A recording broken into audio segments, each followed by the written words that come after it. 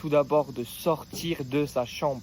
C'est le plus important, je pense. C'est une fois dans notre vie, il faut tout faire ce qu'on a envie de faire. Il ne faut pas avoir peur du jugement des autres, du regard ou même de tout. Il faut sortir, il faut découvrir plein de choses et après on sera super fiers de nous. Que ce serait d'oser aller vers les gens, de poser des questions, d'être intéressé, d'engager des conversations. C'est comme ça que tu vas beaucoup progresser en anglais et c'est comme ça que tu vas te faire des amis. Ne compare pas ton année d'échange à celle des autres sur les réseaux sociaux.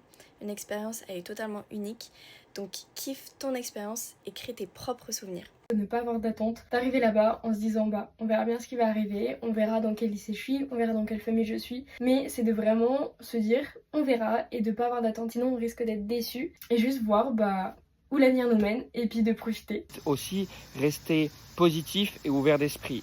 On va tous avoir des problèmes. Le voyage, c'est ça, c'est tu sais pas où tu vas, il peut t'arriver tout et n'importe quoi, mais il faut se dire qu'on a la chance d'être là et voilà, faut rester positif et ouvert d'esprit.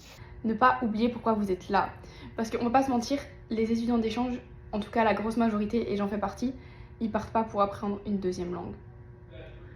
Il y a toujours une raison pour laquelle on veut partir, et quelle qu'elle soit, il faut pas l'oublier, parce que personnellement, je sais pourquoi je suis ici, et quand ça va un peu moins, je repense à ça, et je me rends compte qu'en fait, je suis là pour une raison, et que c'est plus important que les gens qui me manquent ou quoi. Dire oui à tout ce qu'on te propose. Bon, pas les trucs glauques, mais voilà. Genre quand ta famille, elle te propose faire une activité ou quelque chose, même si t'as pas envie, même si t'as pas compris, moi je dis tout le temps oui parce que je me dis voilà, je vais vivre un truc avec eux, je vais pouvoir parler avec eux et m'améliorer du coup sur mon anglais et sortir de ma zone de confort.